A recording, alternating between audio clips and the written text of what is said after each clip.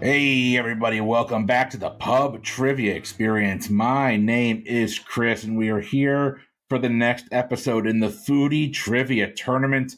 I've got my two contestants standing by. Let's not waste any time. We're jumping right into it. First, you know him, you love him. The newest edition of the PTE network shows of Pub Trivia Experience and Boozy Bracketology, Jeremy Goodson. Jeremy, my friend, how are you doing, and what are you drinking tonight?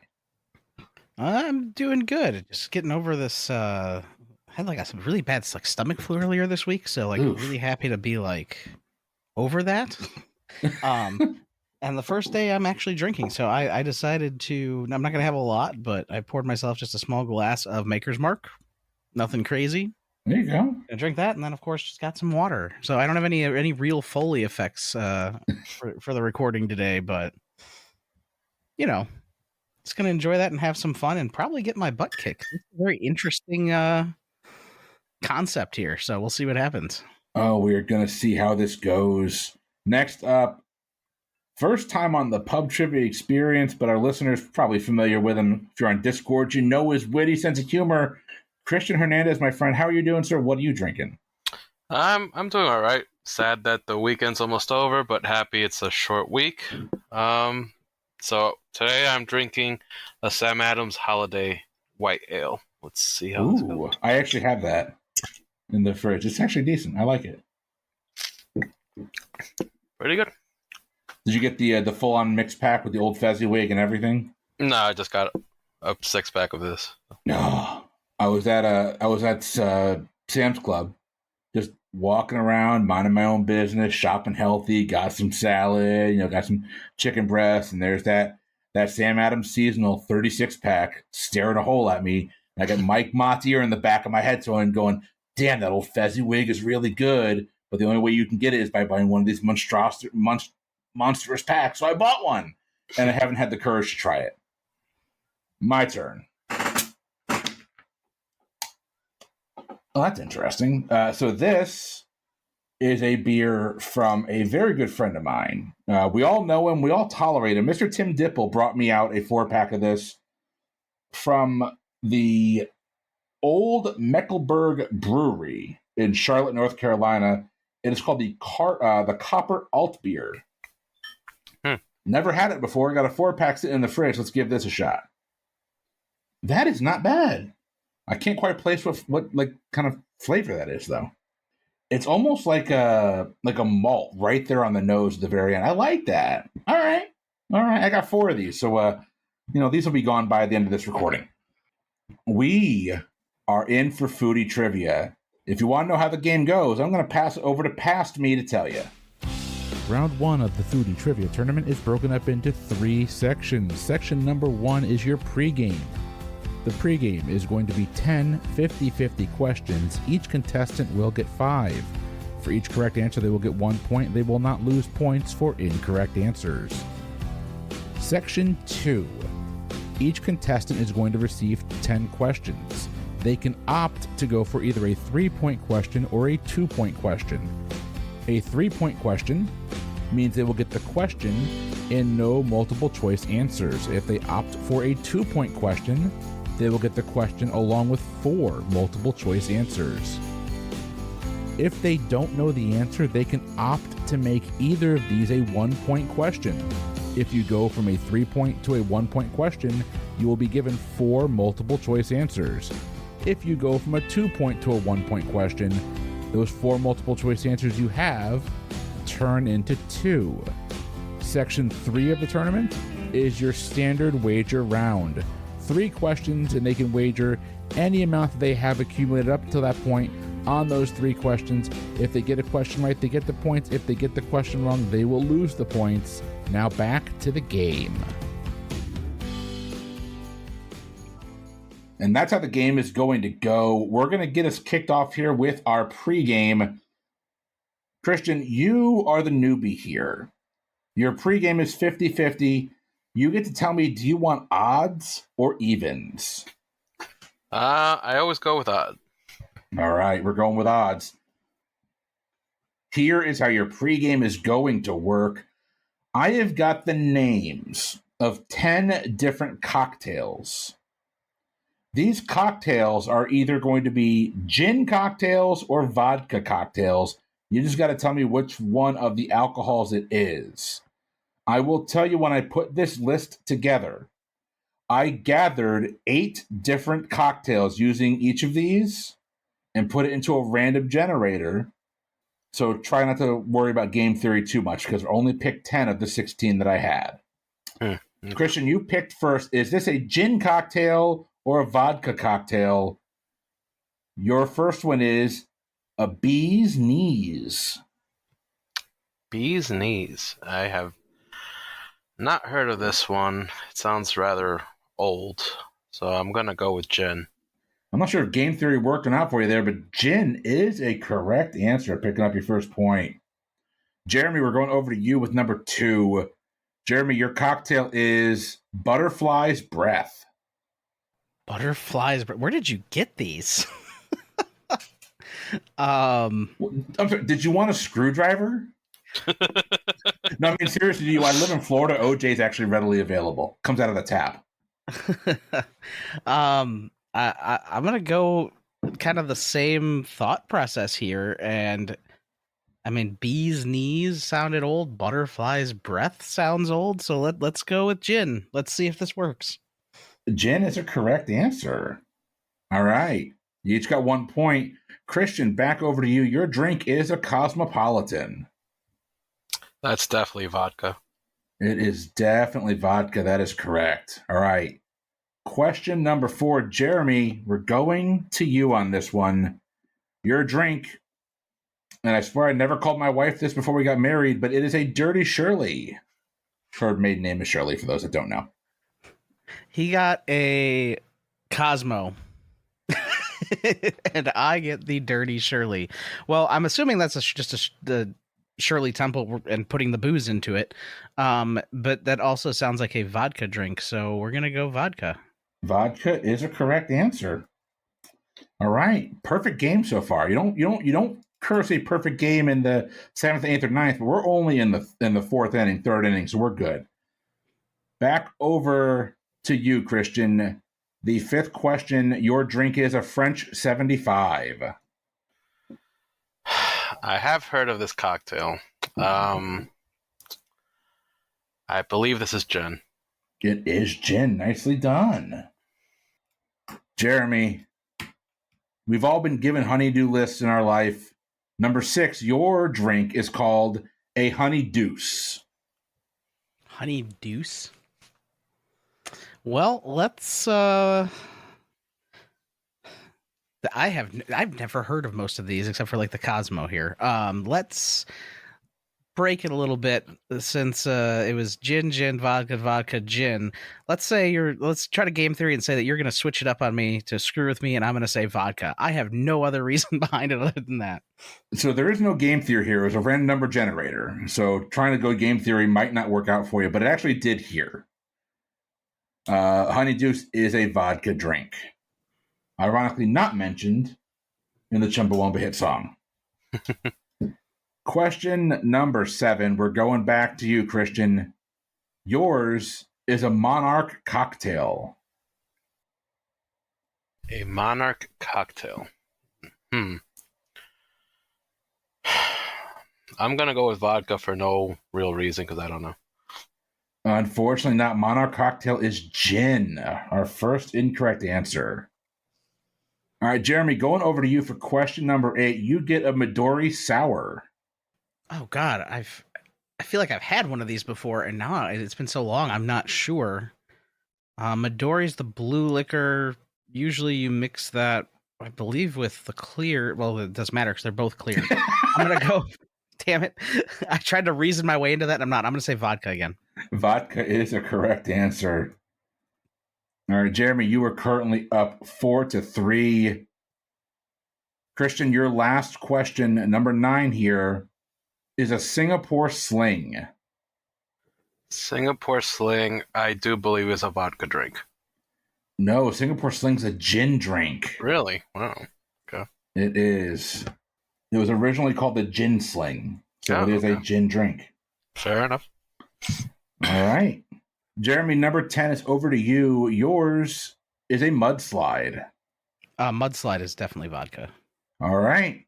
I gave you each one in there that was relatively easy. Yours was just towards the end, so calm the hell down. I was waiting for martini, and you were going to be like, all right, Chris, where are we going here? Well, at least you know what I'm stirring yours with. Jeremy, you have got a 5-3 lead as we head into the core part of the game. Round 2. Christian, you get to choose. Do you want to go first or second in round 2? I'll go second. All right. Jeremy, you want a 3-point or a 2-point question? That's why you really don't know where this is going to go. Let's start with a 3 and see how it works, and that strategy might change later. We'll see. All right. Well, here we go. Your 3-point question. Now all the craze in the U.S. and around the world, in which Asian nation did bubble tea originate? Crap, I've got it down to 2. I'm gonna say Japan. Oh, unfortunately not. Bubble tea originated in Taiwan. Oh, nope, that was not one of the 2. So we are we're off to a great start. If you want a good news, bad news scenario, Taiwan is a correct answer. The bad news is that we're now no longer on the airwaves in China. So, all right. No points for Jeremy. Christian, where do you want to go? 3 or 2 points? Let's go with 3, please. All right. You're going with 3. Good to the last drop is a slogan used by what major coffee brand? That's Maxwell House. That is Maxwell House. Picking up 3 points there. Jeremy, we're back to you. Where are you going? Let's do 3 again. Sticking with y'all, just gonna keep chucking up 3s like you're freaking Steph Curry over here. Jeremy, both German chocolate cake and Dr. Pepper originated in what U.S. state? I believe Dr. Pepper was Texas, so we're just going to say that that's where German chocolate cake came from. It is. I don't know where German chocolate cake originated, but Dr. Pepper originated in Waco. So 3 points for Jeremy. Christian, over to you, sir. Oh, I'm sorry. 3, please. Sticking with, I'm glad I wrote a boatload of 3 questions here. Popular across Eastern Asia, which fast food restaurant has the most locations in China with over 9,000? I'm gonna take the multiple choice on this, please. All right. I'm going to reread your question and give you your 4 multiple choice options. Popular across Eastern Asia, which fast food restaurant has the most locations in China with over 9,000? Is it KFC, Subway, McDonald's, or Chipotle? Good. The one I was up in the air isn't in there, so I'm going to go with KFC. KFC is a correct answer. Yeah, it was between KFC and Popeyes. Yeah. No, that's a good play. You got the point. All right. I would have gone Subway just because it's the most there's more Subways in the world than any other restaurant. I work with a largely Chinese clientele and they love KFC. Yeah, KFC is huge in China and Japan actually. I think it's in South Korea, if I'm not mistaken. It's also like the most visited restaurant on Christmas Day. Yeah. All right. Jeremy, we're going back to you. 3 or 2 points? Let's do 3. All right. Your 3-point question. Which type of nut is mixed with caramel and chocolate in a turtle candy? Turtles generally have peanuts, I believe. So let's just say peanut. Unfortunately, not a traditional turtle candy actually made with pecan. Or pecans. Yeah, it is. Yeah. The sad part there, Jeremy, is if you'd gotten the 1 point, peanuts was not one of the options. You had walnut, almond, pistachio, or pecan. All right, Christian, where are we going? Let's do 3. I don't even click off this page. We're just going to keep working right on down the 3s. Common in pirates, scurvy is caused by a deficiency in what vitamin? That would be vitamin C. Vitamin C is a correct answer. All right. Learn something new every day. Not just a song you heard for graduation in high school. Vitamin C has more than one use. All right. Jeremy, where are we going? Let's do 3. All right. With the craft beer explosion over the last few years, this type of beer has become popular. But what type of pale ale is an APA? Unless that's a trick, it's American Pale Ale. It is an American Pale Ale. 100% your multiple choice there would have been Atlantic, American, Altitude, or Armenian. I do want to try an Armenian Pale Ale at some point. All right. Christian, where are we going, sir?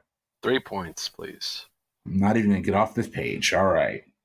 Your 3-point question. A custom pizza made for a queen. A pizza topped with mozzarella, basil, and tomatoes to honor the Italian flag's colors is traditionally called what? That would be a margarita pizza. Margarita pizza is correct. Named after Queen Margarita. 100% history lesson. We'll take it. We'll take it. Okay, this game is going shockingly quick because you all are just freaking trivia buzzsaws, but we are moving along. Jeremy, where are we going? Let's go 3-point. All right. Your 5th question. While some love it in Fireball whiskey, I prefer it on my breakfast rolls. But what part of the cinnamon tree does cinnamon come from? This is another one where it's like something immediately came to my head, and now I'm second guessing it, but I thought it came from the bark. So we'll say the bark. Unfortunately not. It actually comes from the sap. Oh, wow. I would have gone with bark as well. I will double check that, but that one I thought I sourced it twice before. I mean, I guess it could be the sap drying on the bark. I don't know. I take that back. You are correct. The fragrant spice comes from the inner bark of the Sri Lankan cinnamon tree. So there you go. I take that back. You are correct. Bark is a correct answer. Arf. Oh. Christian. Yep. Where are we going? Let's stay with 3. I know, but I got to ask anyway. A fish stew, usually made of scorpion fish, sea robin, or European conger, bouillabaisse originated in which European country? That would be France.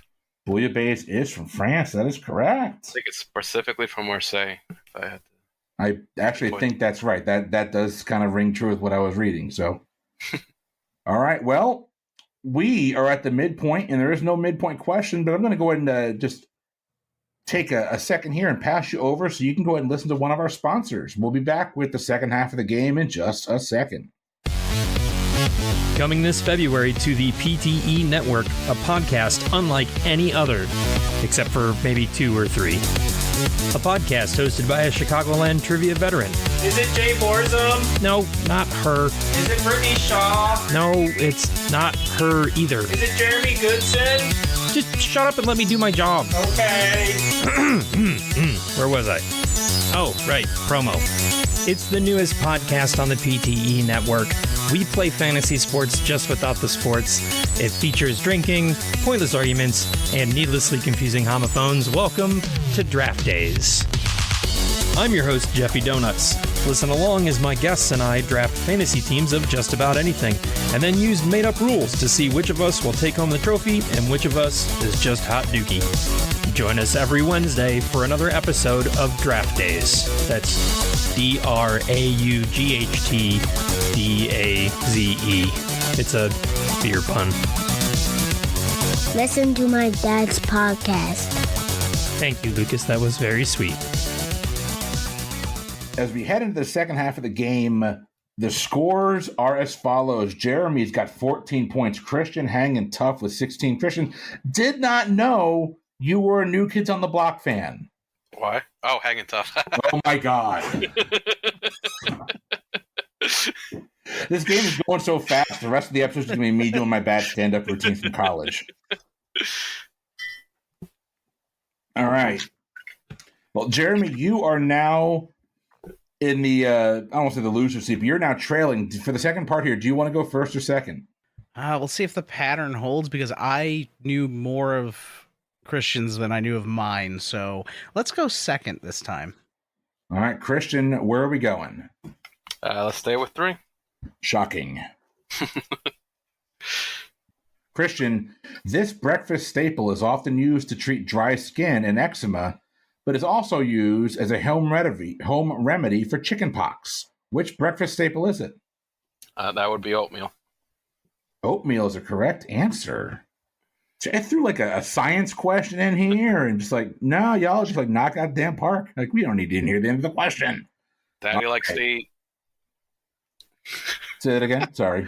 Daddy likes to eat. You know, Daddy likes to drink too. Jeremy, where are you going for your question number 6? Sticking with 3. Sticking with 3. Which popular blend of tea is a mix of black tea and bergamot? Bergamot? Bergamot. So there again, this is where there's, you know what?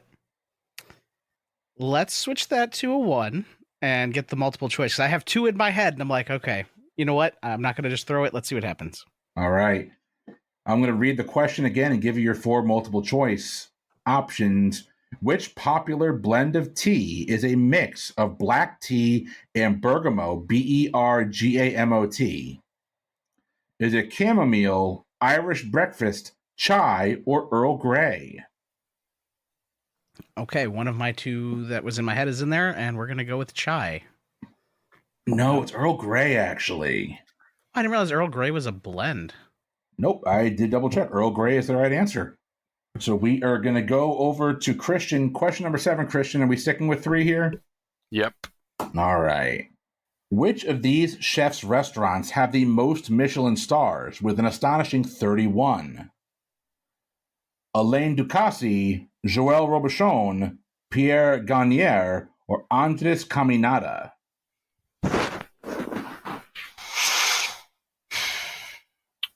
So if I go with 1, what happens on this? If you go with 1, oh, shit, I fucked that up. Because I gave you a 2-point question. Okay. That was What? the 2? That was a 2-point question. Yeah, because you got the 4 multiple choice. Yeah, that's I was So whenever, so when a question is written as which of these, it's Right. automatically going to be thrown into a 2-point question. When I wrote the game, I just wrote them all, and then I thought I went through and moved all of them over, but apparently I missed a couple. So my apologies. We're going to back that out. We're going to go into your 3-point question here. In 2015, for the first time ever, astronauts ate food that was grown entirely in space. Which vegetable did they eat? I'm gonna go with a 1 point on this. All right. Here's your question again. In 2015, for the first time ever, astronauts ate food that was grown entirely in space. Which vegetable did they eat? Was it a radish, a cucumber, lettuce, or cabbage? I'm going to go with a radish. Oh, unfortunately not. Lettuce is what we're looking for. Oh, okay. I feel like I just kind of like stumped the Schwab there. I'm not going to lie. I don't really do vegetables, so.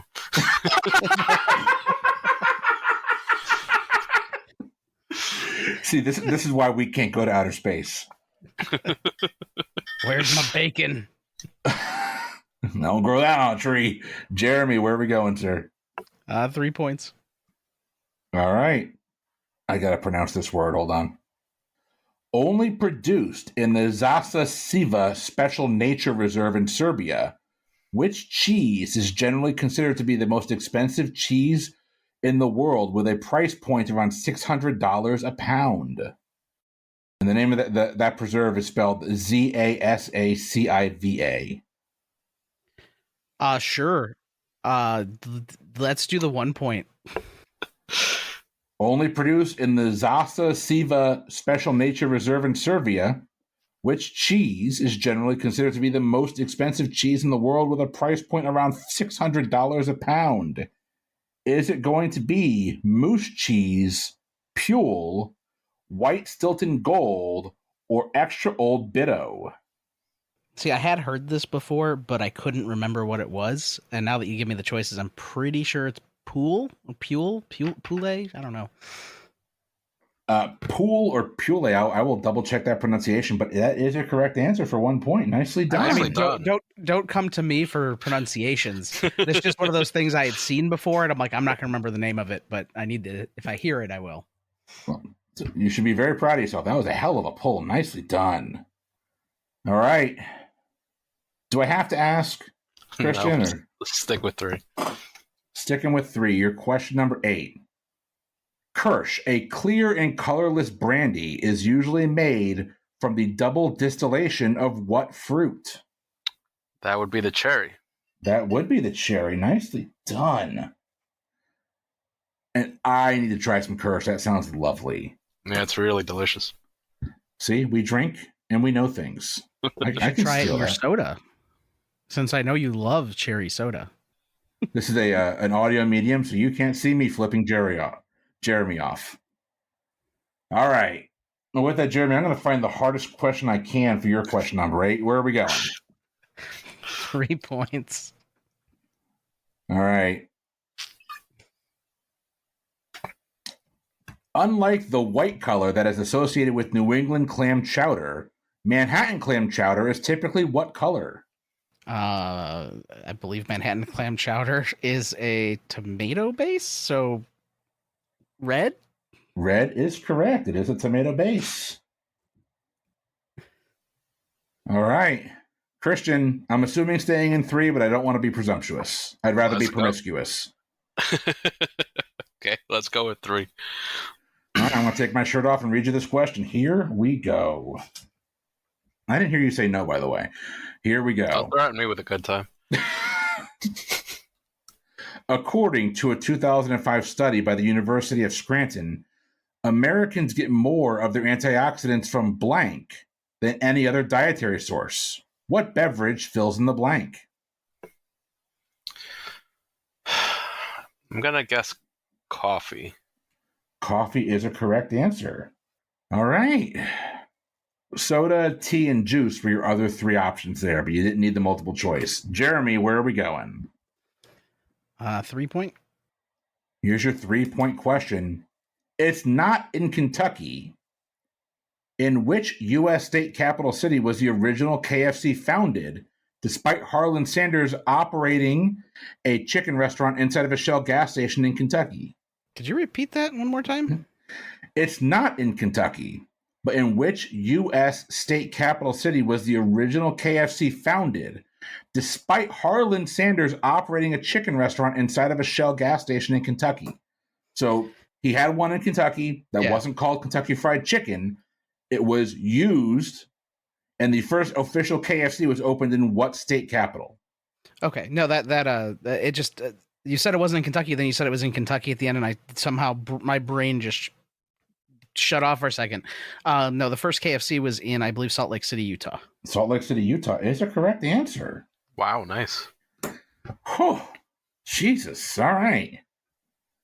I worked in restaurants for years, just random like things like that. I don't know. All right.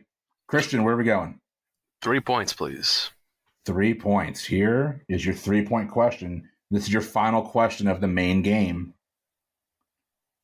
What chef, restaurateur, TV personality, and 4 times James Beard Foundation Award winner is known for their shows narrating the name Bizarre Foods, The Big Food Truck, and What's Eating America?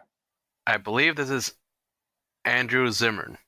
Andrew Zimmern is a correct answer. Jesus. He's asked that. I'm like, what's that guy's name? He's bald. His name is Jeremy Goodson. I wish. I had multiple Michelin star restaurants. Wouldn't that be nice? Yeah, because they don't ever have to go to their restaurants anymore. Like they just run themselves at this point. Oh no, I think it's quite different because I think they want to keep those Michelin stars. They don't want to lose them, so they are even more on top of things.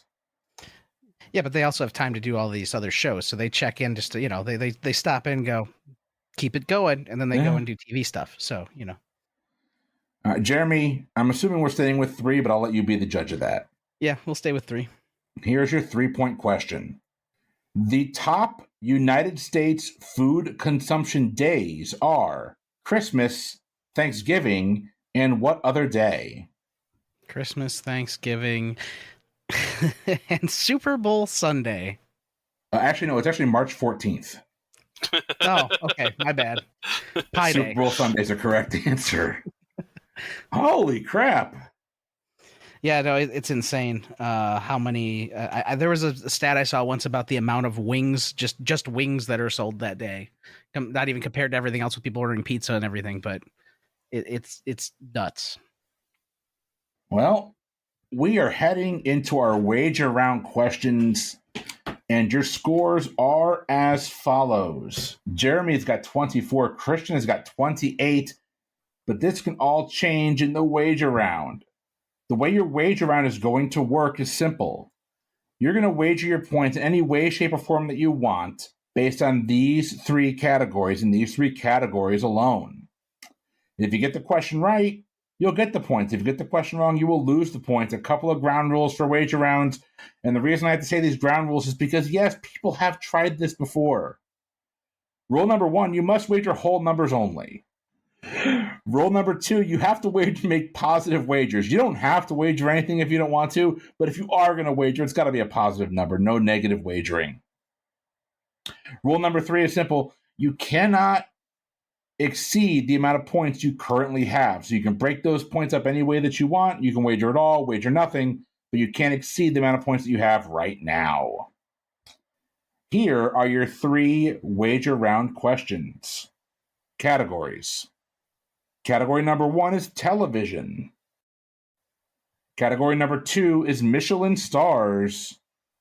Category number 3 is cooking utensils.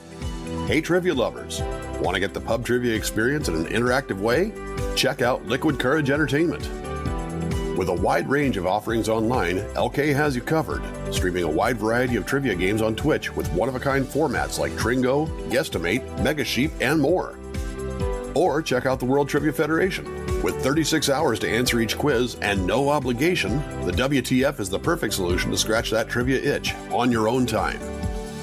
Come see us at twitch.tv/liquid_courage or check out patreon.com/liquidcourage to join the WTF for as little as $2 a month. That's Liquid Courage with a K. Innovative, interactive, intoxicating. All right, our wagers are locked in. We're going to start with question number 1. Question number 1, your category was in television.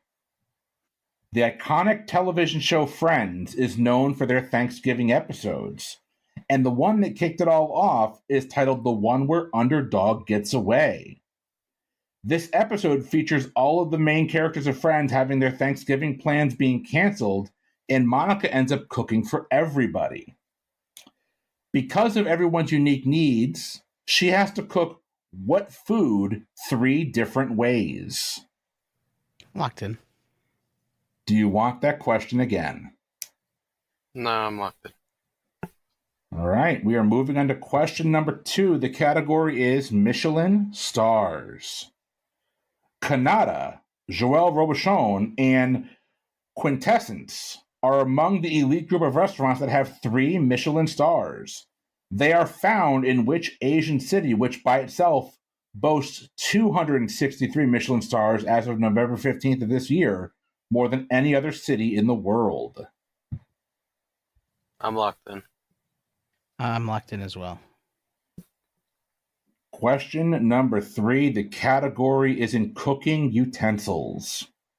What term is given to a special pot that consists of 2 saucepans that fit together so that water can be put into the lower pan to boil, sending the heat up to the second saucepan where the food is cooked? Locked in. Locked in. All right. All of our answers are locked in. We're going to go question by question through this, but a fun little twist here. We're going to go in reverse order, starting at 3, working our way to 1. Question number 3, category was cooking utensils. What term is given to a special pot that consists of 2 saucepans that fit together so that water can be put into the lower pan to boil, sending heat up to the second saucepan where the food is cooked? Jeremy, your answer and your wager. I wagered 4 on this one, and I know of a cooking pan called a double boiler. I don't know if that's what this is, but it seemed to fit the clues, so that's what I went with, double boiler. Christian, your answer and your wager. I wagered 0 on this, and I went with a Bain Marie. That's a good thing you wagered 0. Double boiler is a correct answer. So right now, going into question number 2, we have a tie score, 28-28.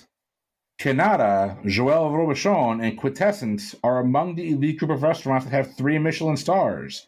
They are all found in which Asian city, which by itself boasts 263 Michelin stars as of November 15th of this year, more than any other city in the world. Looking for the Asian city. We'll start with you there, Christian. Answer and wager, please. I wagered 0 on this as well, and I went with Tokyo. Jeremy. I wagered 4 on this, and I figured Japan bit me earlier. Maybe it wouldn't this time, and I also said Tokyo. Tokyo is a correct answer. The food there, like I looked at those menus earlier today, like those portions look small, but that food looked good. All right, we are moving on to question number 1. Category was television. The iconic television show Friends is known for its Thanksgiving episodes, and the one that kicked it off was titled The One Where Underdog Gets Away. In this episode, it features all of the Friends characters having their Thanksgiving plans canceled, and Monica ends up cooking for everybody. Because of their unique needs, she ends up cooking what type of food 3 different ways? Jeremy, your answer and your wager. Well, I can thank my wife for this one, because if it's the one I'm thinking of, I believe somebody wanted tater tots, somebody wanted whipped potatoes, but it had to have the lumps in it, and somebody wanted potatoes with peas and carrots. So I said potatoes. And your wager. 16. All right. Christian, your answer and your wager. I put all 28 on this, and I think I'm going to regret it. I went with turkey. I don't know. Ooh, it all comes down to this. There's no hiding it here. Jeremy, your answer is spot on. Ross wanted them with lumps. Phoebe wanted them with onions and peas inside. And Joey wanted them with tater tots. So you can get a little cranberry sauce, a little turkey, and a tot. Potatoes is a correct answer. Nicely done. And don't call it a comeback, Jeremy. You are going to pick up the win here tonight. You finished it up with a score of 48-0. That does not represent how this game went the whole time. But you'll take the win, won't you? Yep. It's always funny because Friends is one of those shows I never watched on my own. Like I had a bunch of friends that were into it, and I just never got into it. And then my wife started like binging it on Netflix, and then I got hooked and watched the whole thing.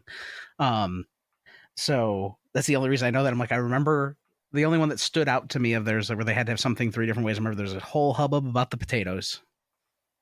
There was. That was the question I pulled. I pulled the other final question out of this game to put that question in because my wife and I are sitting down now. We went through 5 last night. We'll go through 5 tomorrow of the Friends Thanksgiving episodes. Nice. But nicely done with that, Jeremy. You're going to move on to the next round of the tournament. Christian, hell of a game, my friend. Hell of a game. Holy crap. A quick recording, but that was fun. How do y'all feel? That was fun. That was a lot of fun, and I thought I was out, honestly. Like I thought you completely had me, especially in this last round. I'm like, well, if you know this other one, then it's over. So I said that it did not represent, the ending did not represent how this game went. But that was a lot of fun. It did not. Before we go ahead and sign off the evening, I want to give you both a chance to kind of plug what you want to plug, or if you have any parting words of wisdom for our listeners, now is time to do it. Christian, we'll start with you. I'll plug what I plug every time I'm on one of these shows. Let's plug my good friend Liquid Courage's stream on Twitch. That's twitch.tv/liquid_courage, courage with a K, because branding's important. That's going to be the best trivia you're going to find on Twitch, so go check her out. Not just on Twitch, check out the World Trivia Federation as well for your monthly dose of trivia. 10 questions, a lot of fun. For $2 a month, you're not going to get a better trivia experience. That's just my opinion, but I love it over there. Jeremy, what do you got for me tonight, sir? Yeah, it's kind of the same thing I always usually plug. Obviously, they're listening to PTE, so there's that. Yeah, you're already here, so I don't have to plug that. The other thing is for the trivia fans, Thursday nights on Twitch, Brian Nash and I put on a show of his geek trivia, and at the end we roll a die. So depending on what place you get in, that's what number you are on the die. If you win, you get to choose round 5 for the next game, and that's the prize that we run with. So it's a lot of fun. 9:30 p.m. Twitch, twitch.tv/LK Jeremy, as in Liquid Courage. To be fair, that's 9:30 p.m. Central Time. Yes, 9:30. Which is why I don't get on that often. But hey, are you guys streaming on Thanksgiving night, or I'm assuming you're taking that off? No, we will be off on Thanksgiving. Okay, this will come out after that. But hey, just to be sure. But nicely done to both of you. Great job, great game. Jeremy, we'll be in contact for the next episode. Christian, my friend, great game, fun game. And we will see you all next week. Check the show notes for all of our information. If you want to support us on Patreon, our Discord, it's all on there. Actually, we're actually all on Discord as well, way more often than we want our bosses to know. So just kind of keep that to yourself. I don't know what you're talking about. Exactly. With that being said, for the Pub Trivia Experience, I have been Chris. I've been Christian. And I've been Jeremy. And we'll see you next time. Until then, have a good one.